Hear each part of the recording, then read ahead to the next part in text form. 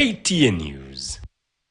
Right, I want us to get into what's trending in the country, of course, and in the region. And I have with me in studio Caroline Obuya for more on that. Caroline, good morning. Good morning, Fatia, and good to see you. Good to see you. Let's start off with, of course, what's happening in Uganda about the anti-LGBTQ law that was signed by, President Museveni. Tell us more about that, because it has been having a lot of, controversy around it.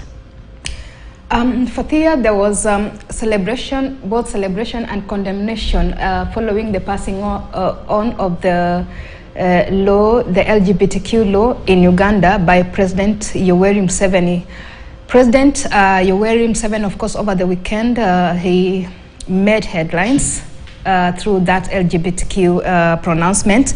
There are those people who feel that Yoweri Museveni went overboard, but let me start with those who feel that Museveni is a hero. They say, congratulations, Sebo, for the move. You are the real African leader. You should actually be the president of Africa for that move, because it seeks to uphold the family values and its victory for the family.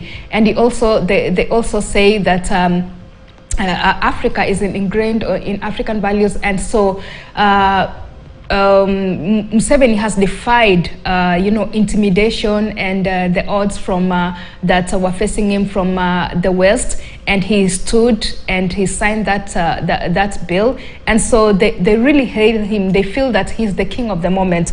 However, but what was in this? Why is it that there is uproar in this LGBTQ law? People feel that it's too harsh. First, the penalty for the whole for the offenders is between 10 to 20 years in jail. But there's also the death penalty for the offenders. The death penalty for those who engage with homosexuality with minors, those who engage in homosexuality while they know they are HIV positive, and also incest. If you are caught in those, then it's a straight away death penalty. That has received really a lot of condemnation. Some of the people who weighed in include leaders of Uganda, who say that it's really a patriotic move, and that it gets it back to Uganda to look at themselves and how they can, better themselves going forward.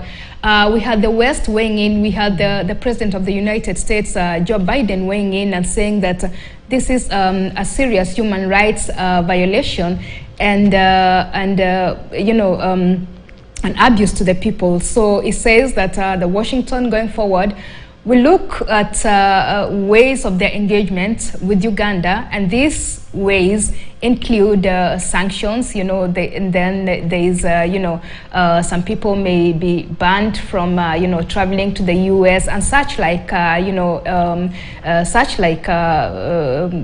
measures. Right. We had also the Secretary of State Anthony Blinken said that what Uganda has done is really also a human rights violation, and it might affect the way they engage with other countries development-wise. It will affect their development, it will affect their tourism, it will affect the refugees in their country and such like things. So they feel that what he did really wasn't a good move. But majority of the people on social media, especially in Africa, they hail Yoweri Museveni as the king. Right. Yes. Of course, you know how when it comes to this particular issue, Africa's statement on it is very strong. But let's move on now and talk about